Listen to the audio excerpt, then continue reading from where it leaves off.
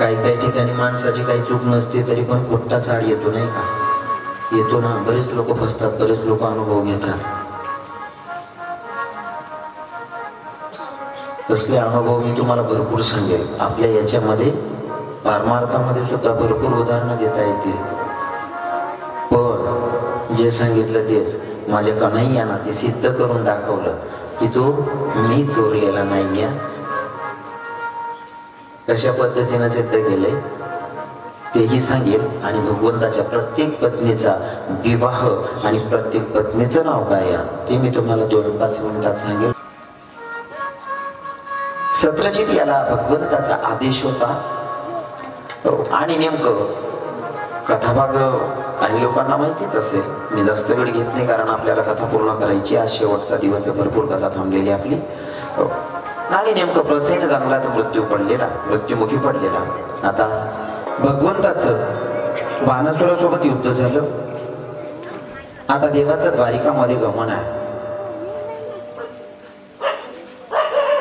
पुढे जाऊन भृंगाचा उद्धार केला. पुढे त्यांनी पौंडिक व काशीराजाचा उद्धार केला. दिग्विजयाचा उद्धार केला. जरासंधाकडून राजांची सुटका करून घेतली. इंद्रप्रस्थ काही कालखंड तिथं विश्रांती केली. पुढे त्यांनी शिशुपालाचाही उद्धार केला. शिशुपालाची कथा तुम्हाला माहितीच आहे. शिशुपालाचाही उद्धार केला. दंत वक्र व विदुराचाही देवाने उद्धार केला. शाल्वा बरोबर युद्ध करून शाल्वाचाही उद्धार माझ्या भगवंतानं केलेला. आता पुढे बलराम दादाही तीर्थयात्रेसाठी निघून गेले. परीक्षित राजानं सुखमुनींना सांगितलं, मुनीवर आतापर्यंत मी कथा ऐकली, मनाला समाधान वाटलं. आता आम्हाला की नाही 18 विश्व दारिद्र्य का लाभले सुदामजींना, ती कथा आम्हाला ऐकायची आहे. आणि या कथेतून आपल्याला शिकायला भेटतं की भैया दुसऱ्याचा हिस्सा खाल्ल्याच्या नंतर माणसाला काय प्रायचित्त भेटतं. सांदीपनी ऋषींच्या आश्रमात 2 राहत होते विद्यार्थी. त्यांचे सगळेच विद्यार्थी. त्यांच्यामधले 2 विद्यार्थी म्हणजे कृष्ण भगवंत आणि सुदामजी. लाकडं घेण्यासाठी 2 मित्र गेलेले आहेत, 2 विद्यार्थी गेलेले आहेत. पण त्यांना सोबत बांधून दिला. आपण शिदोरी बांधतो का? शिदोरी बांधतो ना, तसं त्यांना फुटाने बांधून दिले आणि सांगितलं, बेटा जिथं भूक लागल का तिथं खाशाल म्हणले. दादा जंगलात गेल्याच्या नंतर वादळ सुटलं. सुदामजी जरा लांब राहिले आणि कन्हैया जरा लांब राहिले. सुदामजींना वाटलं की मला भूक लागली. सुदामजींनी त्यांच्या हिश्श्याचे फुटाने खाल्ले. आता उर्वरित वाटत होतं कन्हैयाचे राहू द्यायला पाहिजे, पण तोंडाला स्वाद लागल्याच्या नंतर माणूस हळूहळू पूर्णच करतो नाही का. आता कृष्ण भगवंताचा हिस्साही खाल्ला. तर तुम्हाला सांगतो, दुसराचा हिस्सा खाल्ल्याच्या नंतर त्याचं प्रायश्चित्त आपल्याला भोगावंच लागतं. अगोदर तर असं सांगेल की तुमचं मागचं कर्म सुद्धा भोगावं लागतं, तर चालूचा काय विषय आहे. मी नेहमी कीर्तनासाठी एक दृष्टांत सांगतो. भोगतो न घडे संचिता वाचोनी करावे ते मनी समाधान. दादा कदाचित माझं बोलणं थोडं जड जातं, बरं मला सत्यता मांडायला आवडते. आमचे सगळे वारकरी बाबा बसलेत म्हणून चिंतन सांगावं असं वाटतंय. ऐका ना, तुम्ही दुसऱ्याचा हिस्सा खाऊन कधी सुखी राहू शकत नाही. मी नेहमी एक उदाहरण सांगेल बरं का. घेतलेला अनुभव मी कदाचित भगवान बाबांना ते बसले होते तेव्हा सांगितलं शाळेत. मी माझा एक मित्र आहे बाबाजी, अनुभव आहे माझा एक मित्र आहे. दोंडाच्या मध्ये गुरुवारचा बाजार भरतो. दुसऱ्याचा हिस्सा खाल्ल्याच्या नंतर काय नुकसान होतं हे पटवतोय आणि सत्य घडलेली हकीकत सांगतोय. दंतकथा नाही. माझाच मित्र करण्यासाठी किराणा करण्यासाठी दोंडायच्या आणि नेमकं घडलं असं, एक शेतकरी बाबा होता. 70 ते 75 वर्षाचे बाबा होते. त्यांना मुलांनाच पाठवलं असेल, काही 5-7 आदली मूग होती, विकायला पाठवलं. म्हाताऱ्यानं मूग विकले आणि म्हाताऱ्याकडे होते 800 रुपये. माझा बाबा आपला विषय झाला होता. 800 रुपये होते.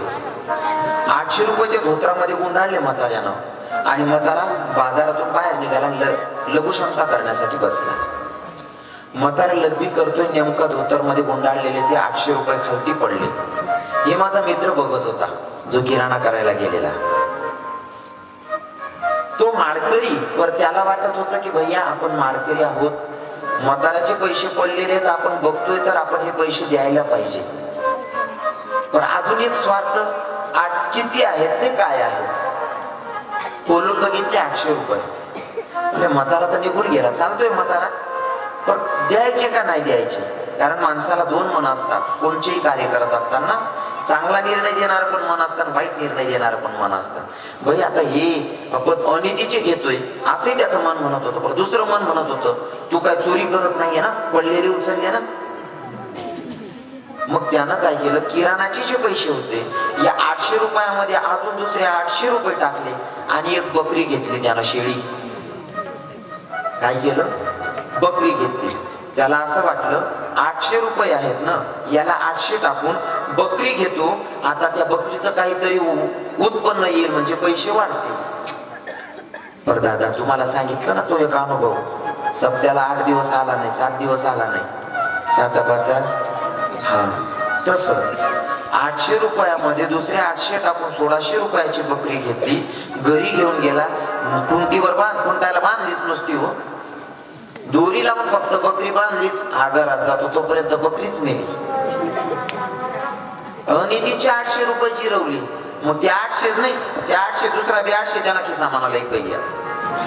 हा, अनितीचा खात असताना एवढं लक्षात ठेवायचं की ते आपल्याला भोगावं लागतंय, चुकत नाही ते. मग ते देवाला चुकत नाही तर तुमचा आमचा काय विषय आहे? देवालाही चुकत नाही ते. हा, पुढे सांगणार आहे भगवंत असा न्यायाधीशा, तो स्वतःलाही सोडत नाही बाबा. सुदामजीनं एकटेच फुटाणे खाल्ले. पुढे जाऊन माझे सुदामजी ही आता विवाहित, आणि सुदामजींच्या पत्नीचं नाव होतं काय,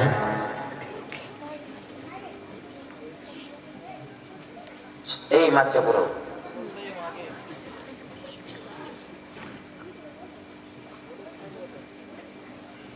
सुदामजींच्या पत्नीचं नाव काय होतं नाही माहिती. सुदामजींच्या पत्नीचं नाव होतं सुशीला. काय, सुशीला. पत्नी सुद्धा तशीच होती बर का. घरात खायला काहीच नाही, भिक्षा मागून पोट भरत होते. आणि तिथं पण नियम होते बर का. जर का ज्या घरामध्ये रजस्वला स्त्री असली त्या घराची भिक्षा घ्यायची, ज्या घरात रजस्वला स्त्री आहे त्या घराची भिक्षा घ्यायची नाही, असा नियम होता. आता मी मध्ये तुम्हाला परवा दिवशी बोललो नाही का, या नियमांचं सुद्धा पालन झालं पाहिजे. हो, आणि पालन झालं पाहिजे हे सांगण्यासाठी आम्ही सुद्धा नियमात राहिलो पाहिजे. बरोबर आहे की नाही? आई बापांना वागवा हाय कोणी सांगायला पाहिजे? आई बापांना वागवा हाय कोणी सांगायला पाहिजे? ज्यांना माय बाप जोडे शेत त्याने. बरोबर आहे की नाही? ज्यांना माय बाप जोडे नाही त्याने सांगायलाच नाही.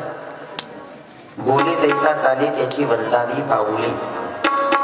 हा, आणि हे सांगत असताना हे पण सांगतो, प्रत्येक पोराची जबाबदारी आई बापांना वागवणं, पण आई बापांनी सुद्धा तो विचार केला पाहिजे. काही ठिकाणी पोरच नालायक नाही, काही ठिकाणी मायबाप सुद्धा चुकीचे वागतात, म्हणून पोरं त्यागून निघून जातात. बरं, दोघं बाजू आहेत. एका हातानं टाळी वाजत नाही. डोळ्यानं बघतोय मी, अगोदर लई मायबापच सांगायचो. एक पोरग माझ्याकडे आला म्हणे, आठीन आपल्याकडेच थांबा म्हणे सप्तामा. मी दग म्हाताराला अजिबात कोणी सैन वय नाही, नातले सुद्धा सैन वय नाही. म्हणतो तू बरोबर आहे रे काका. हा, बराच म्हातारा असा राहतस.